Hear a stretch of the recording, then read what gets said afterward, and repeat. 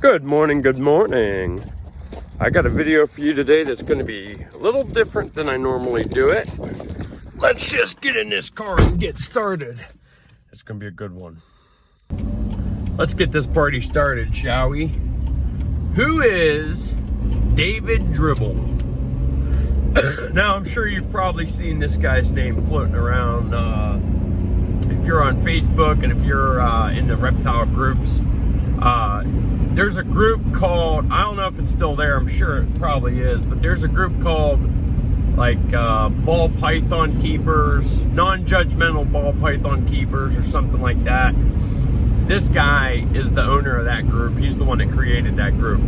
So let me backtrack to about over a year ago.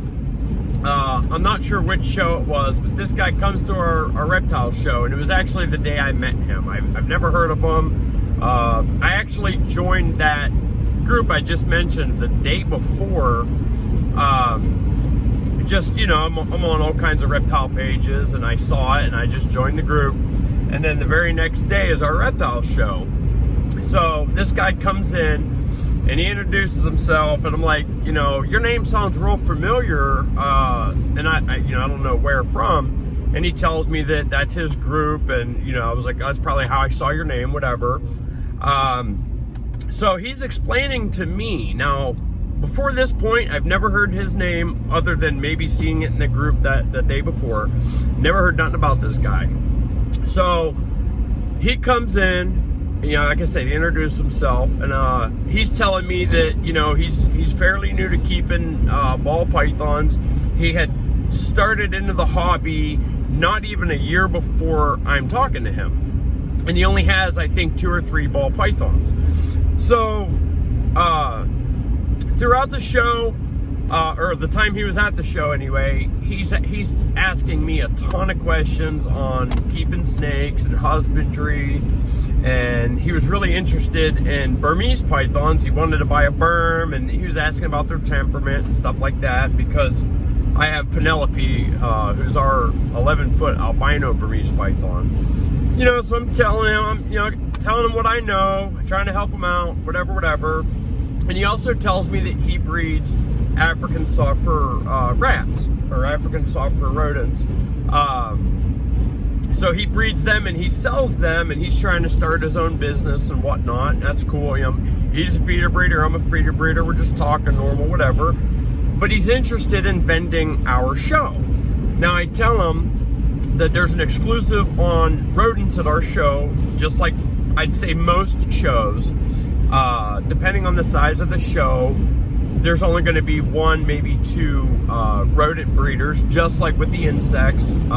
As far as feeder breeders go, there's always an exclusive, and they don't just let everybody bring them in, because there's a lot of differences between selling feeders and selling snakes. Now, you could sell one snake, and have $1,000 profit on it. But with insects and rodents, if you sell one, you're might only making 20 cents or $1 profit per rodent or per couple bugs. It's very different. So feeder breeders need to sell high quantities to make the same amount of profit as snake breeders. They'd only have to sell just a couple to make the same amount of money. Depending, of course, there's differences, but so I explained that to him, but I did tell him if anything ever changed, we'll reach out to him. It was totally respectful conversation and everything like that. Now, after the show, I started talking to other people about the conversation, and they're telling me some things about Mr. Dribble.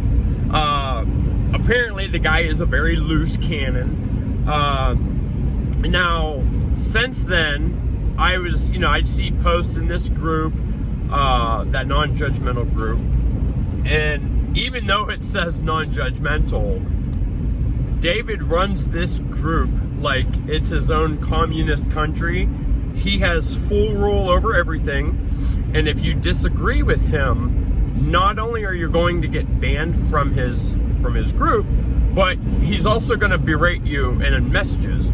He is going to message you the most foul language, ignorant things you've ever heard in your life. Now, I speak like that. I'm not going to get offended by anything anybody says to me, especially through a messenger or a text. You know, you're not going to scare me away calling me names through your keyboard. You know what I mean? But David's really famous for doing this. And if you, like I said, if you disagree with him, he's going to berate you and he's going to call you names and you're an idiot and you're a kid.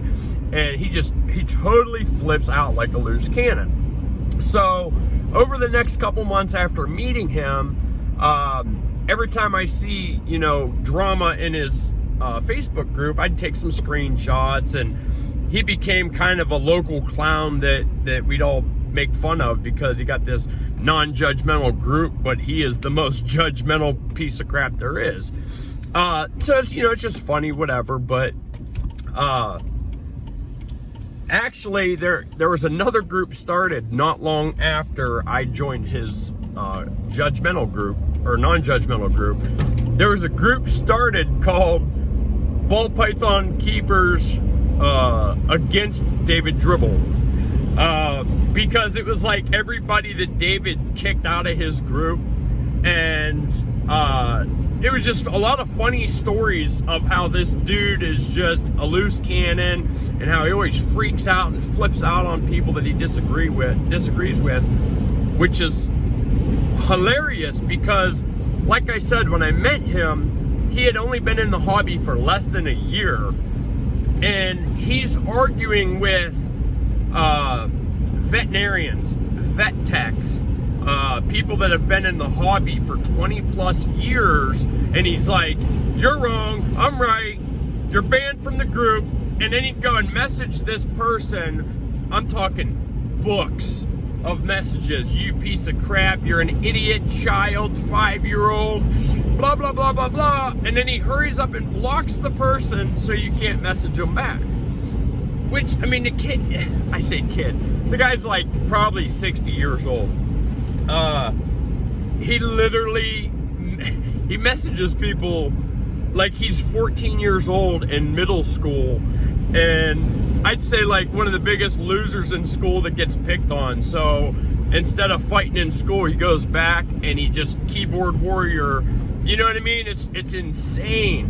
But the crazy part about it is that non-judgmental group that he created, I think at the time I joined had like 8,000 members, but they were quickly going down in numbers because people will not only see what kind of whack job the group owner is, but he's kicking everybody out that disagrees with him. And he's, like I said, he's kicking out vet techs and hobbyists that have been in the hobby for many years.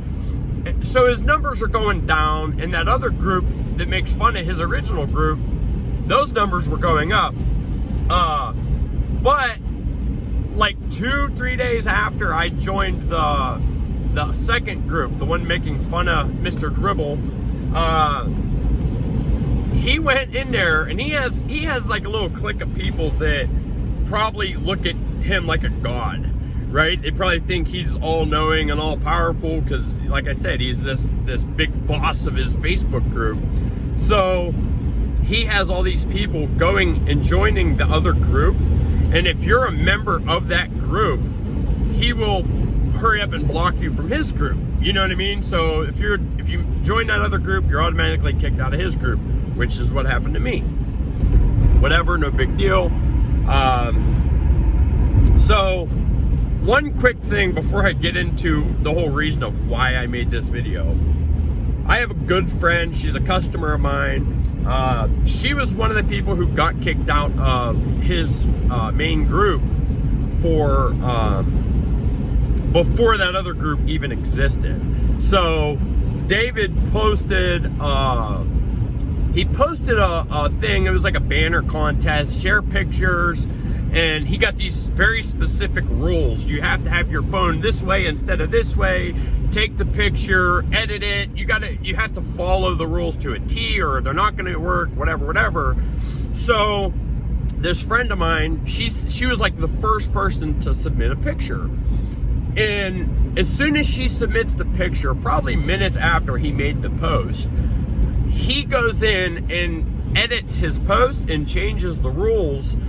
And then he proceeds to message her, more or less telling her, you're an idiot, you didn't follow, what part of not following the rules don't you understand? La la la la la. And she's like, I'm sorry, that's not what your post said when I submitted my picture. You changed that after I submitted my picture. You changed the rules. And like, dude just flipped his wig on her, berates her, and then just blocks her, just, that's his MO. Which, ironically, he tends to talk to women like that more than men. I don't know, that's just my guess. You know what I mean? It's from what I've seen, it seems like it's mostly women that he talks to like that. But during the course of this, a lot of people, like I said, in that other group had been messaging or had been making posts about him and why they were kicked out of his group and this and that and the other. And I can't remember if it was a screenshot or if the guy was just saying it, but I guess somebody saw him, he's commenting on young girls' pictures, like talking pervertedness to like underage girls. But there was a lot. I mean, back then, when you looked on Craigslist, you could even see posts, people blasting this guy saying, hey, he's a pervert. He acts like a pedophile. I don't know if there was ever evidence to back it up, but he's just talking really nasty to really young girls. And like I said, I don't know if it's true or not. That's just hearsay. But yeah, there was just so much about this goofball. And aside from that, he thinks he knows more than everybody. And like I said, he's only been in the hobby for less than a year, and he's just the god of reptiles. He then makes like, I don't know, 3, 4, 5 different Facebook groups, all different, different kinds of reptile groups. Like he bought a boa and then creates a boa group. He tried to start his own reptile show, and he starts a reptile show group for his one show. And, just so much that you would think, if you look at all the groups he's created and all the pages or stuff that he's created on Facebook, you'd think that, man, this guy must have been in a hobby for years with all this knowledge he has. But he doesn't have any knowledge. You know what I mean? When he's wrong on something, instead of listening to somebody who knows, someone that has a little more experience than him, he berates them. No, I'm right, you're wrong. Screw you, deleted, blocked, whatever, But back to what he does. He's a feeder breeder, only breeding African soft furs. Now, here's a couple problems I have with this. Problem number 1, he guarantees people that if you buy his soft furs, you're never gonna have a picky eater again. If you switch from rats and mice to ASFs, your snake will never miss a meal again. You cannot guarantee that to people. Snakes are going to be picky sometimes. Not every snake, but every snake is different. And I don't care, it doesn't matter. There's going to be some point where your snake refuses a meal. I don't care if it's an ASF or not. So you can't guarantee that you're selling the cure-all, be-all solution to picky eaters. You can't do it. You could say it's a good choice. You could say, picky eaters tend to eat ASFs better than normal rats and mice, which is true, but you cannot guarantee that. Here's another thing. He'll sell a breeding trio for $75. Or he'll throw in a 20-gallon long tank, aquarium, and a water bottle with that trio and sell it to you for $200, which is complete highway robbery, right? So, and this stuff I'm all finding out just through the grapevine and through shows and stuff like that. Well, there's this guy in Cleveland that I've sold ASFs to, and I'm selling this guy like between 50 to 75 or 100 ASFs at a time. Now, I'm giving him a deal because of how many he's buying. I'm only charging him like $2 or $2.50 a piece. I give him a heck of a deal. so that he could, he's driving a good distance and he wants to breed his own feeders, and I respect that. So I give him a good deal because I had him at the time. So the next time this dude comes over to buy ASFs from me, I ask him, hey, do you know this dude, David Dribble, yada, yada, yada. And as I'm explaining this guy to him, he's like, you know what? I do know. I sold him his first ASFs, which he actually got for me. So this dude's buying my ASFs for like $250. He turns around and he sells David, enough that he could breed his own. And now this dude's breeding his own and selling them. Like, if you're buying one as a feeder, he wants like $5 to $7 for it. But if you buy 3 of them because you want to breed them, it's now $75. The dude is a piece of crap for ripping people off like that, for one, and for lying and saying they're never going to have a picky eater again. So that's, just a little gist of who this guy is. Now, I don't have Facebook on my phone anymore. I got off Facebook. Well, I didn't get off Facebook, but I took Facebook off of my phone probably a year ago. I'd say just a few months after I met this dude and after hearing about all this drama. But I was just wasting too much time. I wasn't getting as much work done as I wanted. So I figured I'm going to remove Facebook and Messenger off of my cell phone. That way I'm not getting so distracted. So, I haven't read a lot about this dude. I'm not on Facebook as much. But last week this is the night before the reptile show. I'm getting everything ready. It's about 8 o'clock at night, and I decided to check some messages, and I look at the reptile show's messages, and here's what I find.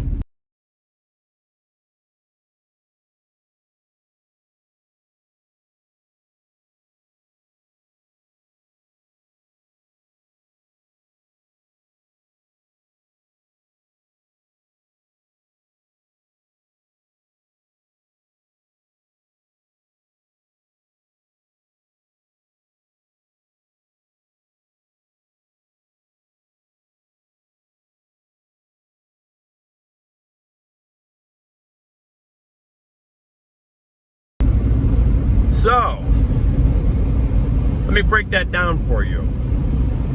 He messaged the show page on Tuesday asking if we reconsidered allowing him to sell rodents at the show.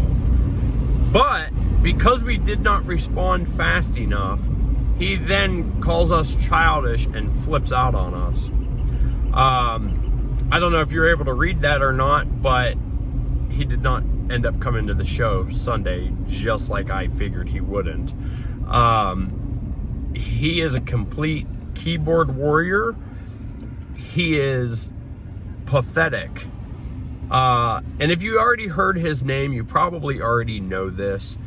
But I just wanted to let those who don't know about him, I just want to let you guys get to know him a little bit, just like everybody else does. It's from a long time ago, and I don't feel like digging through the phone, but I have probably 2 or 3 dozen screenshots of him flipping out on people just like that. Mostly, like I said, it's mostly women he flips out on. And ironically, when he messaged us, the show page, he don't know who he's speaking to. Because there's a couple of us that own the show, and there's a few of us who actually will manage the page and respond to messages and stuff like that. But when he said we don't want the competition, I first thought he was talking about as a reptile show, because like I said, he tried to create his own reptile show, even though it flopped before he even had a single show. He had no one on board that was willing to come and vend his show. I mean, he's more or less a nobody who thinks he's a god of the reptile world, or his own world, I guess. But yeah, so his show flopped, and that's what I thought he meant by competition. But then I'm thinking he probably thought he was talking to me directly, which he was talking to me directly because I was the one that saw the message first and responded. he must be talking about competition with selling rodents. But ironically, I don't even sell rodents at my own show. We have somebody else that brings them in. But even still, they have the exclusive. We're not going to allow somebody else to bring rodents in and have any sort of competition for that, because, like I said, there's such a small profit margin on selling feeders that you have to sell many of them to turn a decent profit, which is kind of opposite on snakes. Even if you got normals, I mean, if you're selling normal ball pythons for 40 bucks a piece and you produce them, you sell one, that's automatically at least like a $30 profit after taking into account feeding them and all that stuff. But you can also sell a single snake for $500, $1,000, $5,000, $10,000. So that's why at reptile shows you see so many snakes and reptiles, but only one or a couple feeder breeders, because that's what makes it a little different. Not only that, on the insect side of it, I bring the insects to our show, and it takes me approximately 20 hours to cup up enough bugs to bring to the show. And then sometimes I bring too much, and then I have to put them away when I get back, or sometimes I don't bring enough, and there's a lot of work for a very small amount of profit on feeders that you have to sell high quantities to make a few bucks, which is opposite from the reptiles. Now, there are reptile flippers that just buy and sell, they're not producing anything, but even still, their profit on one animal could be $30, could be $300. It's not 30 cents or $3. You know what I mean? But again, I just wanted to let you guys know who this guy is. And if you see him, tell him I said hello, and I'm still waiting for him to come and call me a coward to my face, because I know he won't, mainly because I'm not a female, and he is a very weak and demented person. And yeah, so now you know who he is. I just wanted to let you know. Have a good one.